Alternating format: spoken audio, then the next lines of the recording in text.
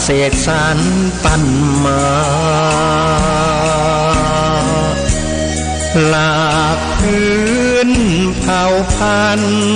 ร่วมกันพร้อมหน้าเสน่ห์นำพายมาเมืองฟางดอยดงหน้าแดนแห่งนี้มีชื่อเมืองฟางท่ามกลางลมหนาวทุ่งท้องฟ้าชวนให้ลุ่มหลงหากแม้นใครเยือนสักครั้งก็คงยากแท้ลืมลงเมืองฝางฝังใจ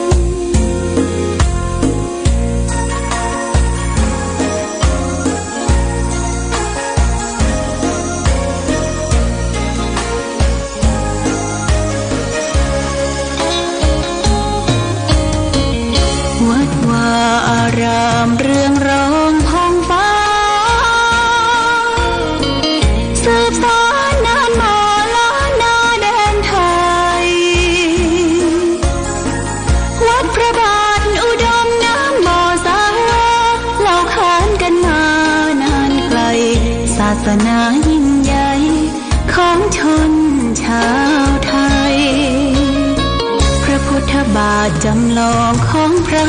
สัมมาองค์พระศาสดาพุทธบูชากราบไหว้องค์พระเจ้าฝางอุดมศิลป์ผู้สร้างสรรค์มานานไกลนามอุดมก้องไปสมในฉายาก่อนเป็นวัดร้างโบราณสืบสาน2524พระมหาราชครูเกษราปัญญาปรมาติกาจารย์จากวัดดับไผ่เชียงใหม่สืบสานเวลาผ่าน131 ปีนานไกลวัดพระบาทอุดมรุ่งเรืองงามตาเจ้านายบุญธรรมสาขาหลวงพวงเชียงใหม่ปกครองหัวเมืองฟ้าทุ่มเทแรงกายแรงใจทุกชาติพันธุ์รวมใจรักษามัคคี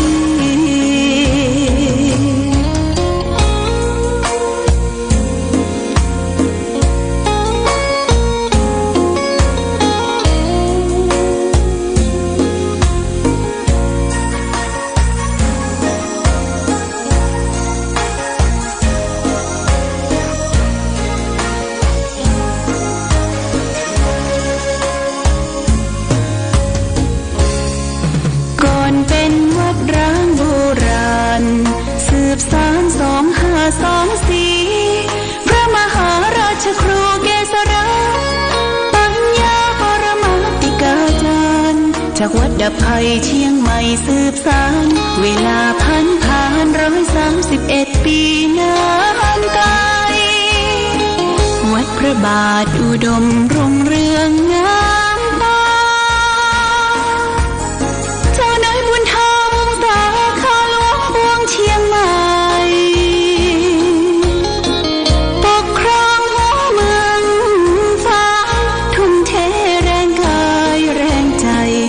ชาติพันธุ์รวมใจ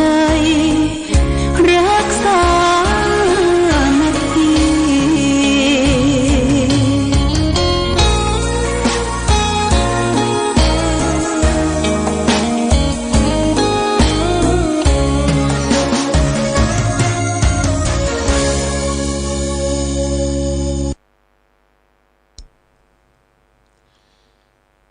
ริญสุขศรัทธาสาธุชนญาติโยมท่านพุทธบริษัทต่างหลายวันนี้รายการธรรมประทีปส่องต่างก็ได้มาพบปะกับพ่อแม่พี่น้องศรัทธาสาธุชนญาติโยมแห่งครั้งหนึ่งวันนี้เป็นวันอาทิตย์ที่10 เดือนกันยายนพุทธศักราช2561ขอโทษวันนี้เป็นวันจันทร์เนาะวันจันทร์ที่11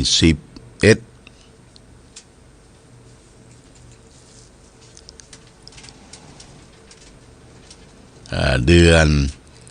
กันยายนพุทธศักราช2561ซึ่งเดือนเก้าเหนือเดือน11เหนือเดือนเก้าใต้แรม11ค่ำญาติโยมท่านสาธุชนวันนี้เป็นวันหยุดนะสับสนหน่อยวันอาทิตย์เป็นวันหยุดก็วันนี้ญาติโยมท่านสาธุชนอากาศท้องถิ่นก็มืดอยู่ครึมฟ้าครึมฝนแต่ฝนบ่ตกฝนหยุดตกสาบกลิ่นของไอความหนาวเข้ามาเยือนหน่อยอากาศดีในวันนี้ก็ได้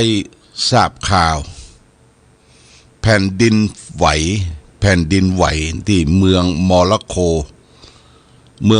โกนี่ต่างประเทศญาติโยมประเทศต่างแถวประเทศยุโรปปุ่นนะโมร็อกโกมีประชากรตายไปประมาณ 2,000 กว่าคนนะ 2,000 กว่าคนแผ่นดินมันไหวลงลึกเข้าไปและเกิด after shock ก็คือหมายความว่ามีน้ำมีอย่างเข้ามาทำให้คลื่นอย่างต่างๆเกิดความเสียหายหายนะทำให้ประชาชนคนเฮาล้มละเลระนาดจากสิ่งสลักพักพังต่างๆก็แสดงว่าโลกใบนี้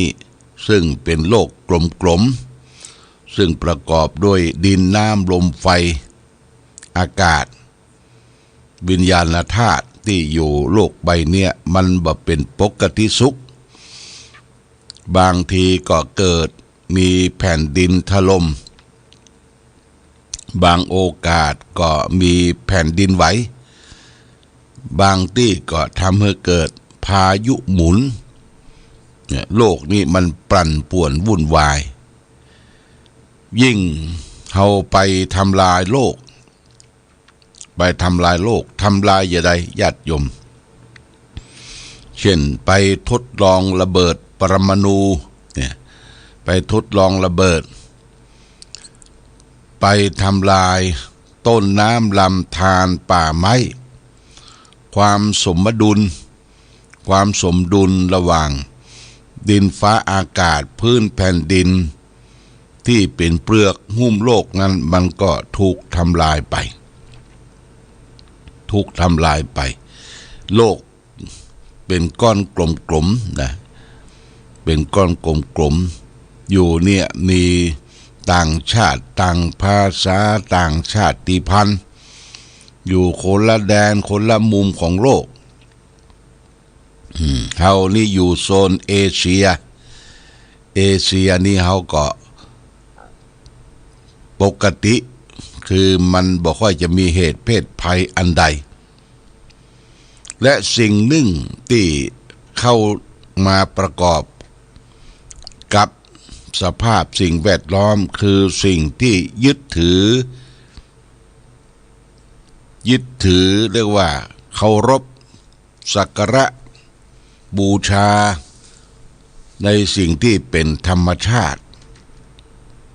เนี่ยที่ธรรมชาติญาติโยมหลายปีการก่อนมาที่ประเทศเนปาลนะญาติโยมนะประเทศเนปาลส่วนหนึ่งเป็นศาสนาฮินดูอีกส่วนหนึ่งก็เป็นศาสนาพุทธประเทศเนปาลเปิ้นทำพิธีกรรมเนี่ยฆ่าควายญาติโยมฆ่าควายบูชายันคือเพชฌฆาตเอามีดอันใหญ่ๆมีดอิโต้ใหญ่ๆมากกบั่นคอควายหลายสิบตัวเอาบูชายันเอาเลือดสาดออกมาบูชายันเทพพระเจ้าเหล่ากา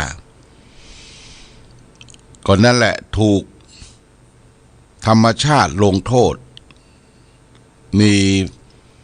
ฟ้าฝนถล่มแผ่นดินถล่มแผ่นดินไหวที่ประเทศเนปาลคนตายนักญาติโยมคนตายนักในช่วงนั้นล้มละเลระนาดกันหมดอันนี้เพราะเหตุที่เราได้ทำลายฆ่าสัตว์ตัดชีวิตพระพุทธเจ้าบัญญัติว่าการบูชาที่เอาชีวิตคนอื่นสรรพสัตว์ทั้งหลายมาบูชามาไหว้เทพเจ้าเหล่ากานั่นเป็นการทำที่ผิดวิสัยของมนุษย์มนาเอาชีวิตของคนอื่นมาเป็นชีวิตตัวเอาสิ่งนั้นสิ่งนี้มาโปะตัวในทางที่ผิดจึงบัญญัติศีลขึ้นข้อที่หนึ่งว่าห้ามฆ่าสัตว์ตัดชีวิตห้ามมีการบูชายันห้ามนี่ไม่ใช่ห้ามโดยตรงคือสอนให้หันหลักสัจธรรมความจริงว่าคนเราจะทำอย่างเนี้ย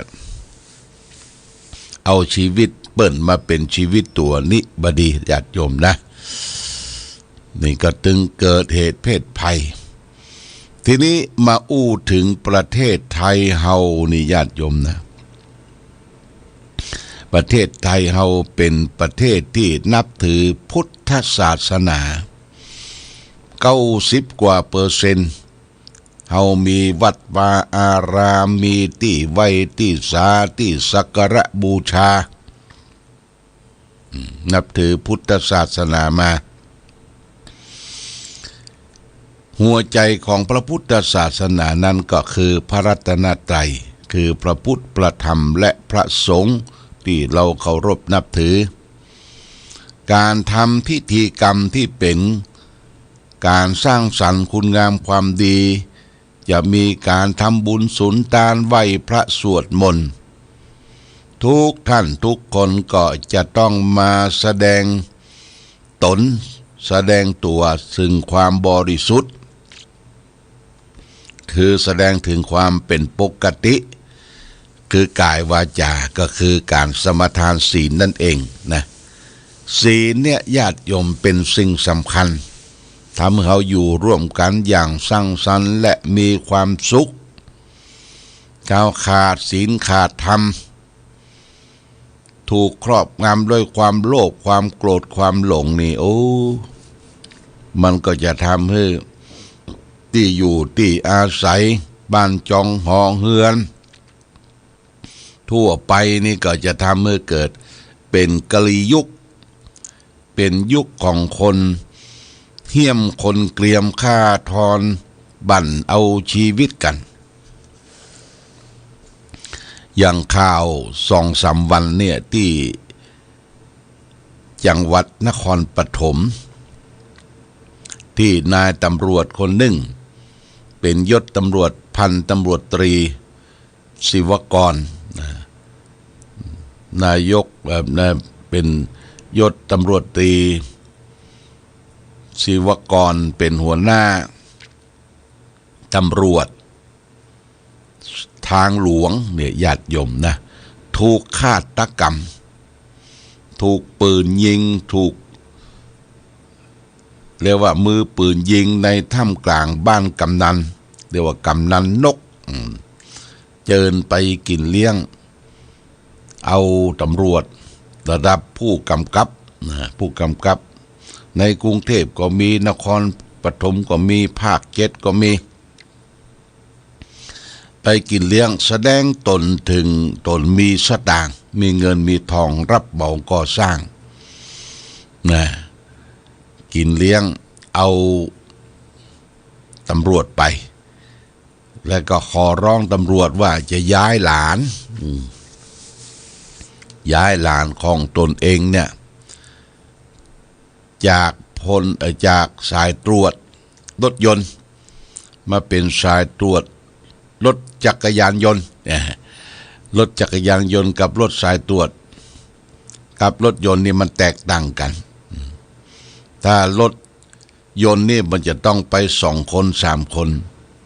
แต่รถจักรยานยนต์นี่มันก็ไปคนเดียวเนาะ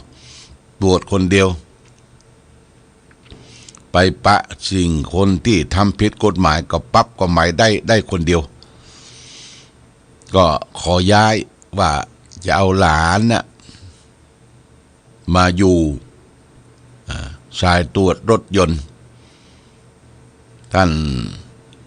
ผู้พันก็บอกว่าโอ้มันบ่ได้มันผิดระเบีย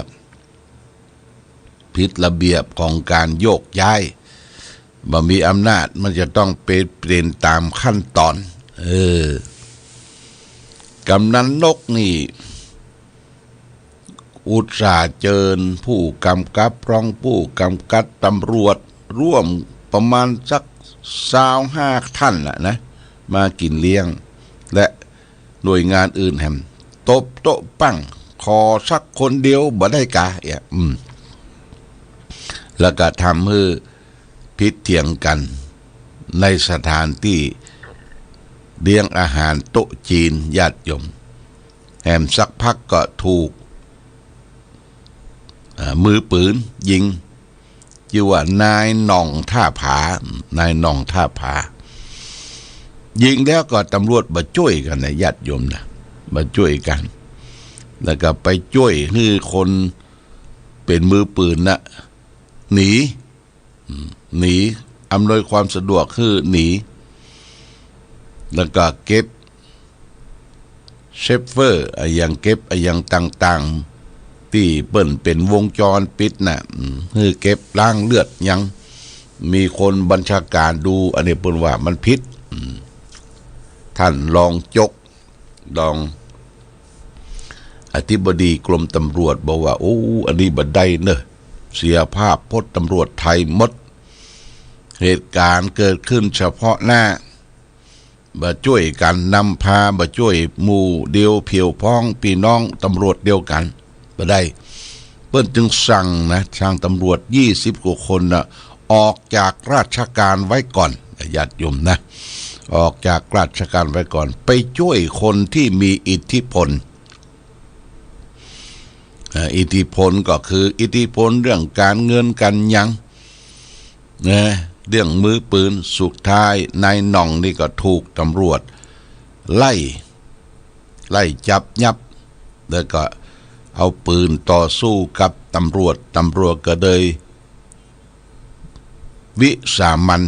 วิสามันคือฆาตกรรมยิงตายนะสู้กับตำรวจนี่เหตุการณ์ที่เกิดขึ้นก็เพราะว่าอำนาจบาดใหญ่ของคนเฮาเนี่ยญาติโยมนะคิดว่าสตางค์เงินอย่างซื้อได้ทุกอย่างมันบ่เป็นไปอย่างนั้นคนเฮามีดีมีชั่วทุกวงการญาติโยมนะทุกวงการนี่มีดีมีชั่วตำรวจก็มีทหารก็มีตุเจ้าพระสงฆ์ก็มีการบริหารส่วนท้องถิ่นที่ไหนก็มีทั้งดีและทั้งชั่วเฮาจะหันเปิ้นออกข่าวหันการคดโกงหันอย่างต่างๆหลายอย่างหลายประการเพราะกิเลสของคนเฮาน่ะมันนักกิเลสที่ว่านี่คือความโลภความโกรธความหลงต้องการแสวงหายศถาบรรดาศักดิ์ชื่อเสียงเนี่ยเพื่อได้มาซึ่งเงินซึ่งทองได้มาซึ่งอำนาจเพราะฉะนั้นคนเฮานี่เกิดมาต้อง บางโอกาสและเวลาต้องเสียสละญาติโยมพระบาทสมเด็จพระเจ้าอยู่หัวรัชกาลที่9ภูมิพลอดุลยเดชว่ามนุษย์คนเฮาเกิดมาอยู่ร่วมกันต้องทำประโยชน์สองฐานคือประโยชน์ตนและประโยชน์ท่านประโยชน์ตนก็คือตนนะเฮาสร้างครอบสร้างครัวสร้างฐานะอย่างดีแล้วก็เสียสละให้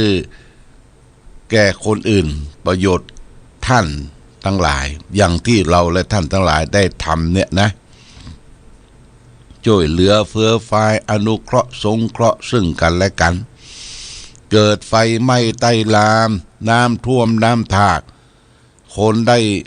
ปัดปากคนได้ลำบากคนที่บ่มีที่อยู่ที่อาศัยคนทุพพลภาพคนยากจนคนแค้นนี่คือเสียสละช่วยกันดูแลกันเปื้อนมนุษย์เปื้อนเกิดแก่เจ็บตายด้วยกันบางท่านบางคนก็คิดว่านั่นบ่ใช่ญาติบ่ใช่พี่บ่ใช่น้องบ่ใช่พวกพ้องที่เกิดตามกันมาแต่พระบรมศาสดาของเฮาเนี่ยพระพุทธเจ้าท่านสอนว่ามนุษย์โลกเนี่ยเป็นพี่เป็นน้องเดียวกันเป็นพี่เป็นน้องเป็นเพื่อนเกิดเพื่อนแก่เพื่อนเจ็บเพื่อนตายเดียวกันมีอย่างเกิดขึ้นก็อนุเคราะห์สงเคราะห์อย่างที่แผ่นดินที่โมร็อกโกเนี่ยญาติโยมต่างประเทศที่เปิ้นมีความร่ำรวยก็เอาเงินของตนเองอย่างประเทศอเมริกาญี่ปุ่นอย่างต่างๆเพื่อก็ส่งคนส่งสตางค์ส่งเข้าส่งของไปช่วยที่ประเทศโมร็อกโกถูกชะตากรรมแผ่นดินถล่มผู้คนตายไป 2-3 พันคนนะญาติโยมอันนี้เราก็ต้องช่วยกันการเสียสละนี่เป็นเรื่องสำคัญวันนี้ก็เอาเรื่องการเสียสละมาอู้จาให้แก่ศรัทธาญาติโยมเรื่องของปริจาคกถาว่าด้วยการเสียสละด้วยในสองประการพระพุทธเจ้าได้ตรัสไว้ในพระไตรปิฎกว่าเทวเมภิกขเวปริจาคากตเมเทวะอามิสสะปริจาโคจะธรรมปริจาโคจะเอ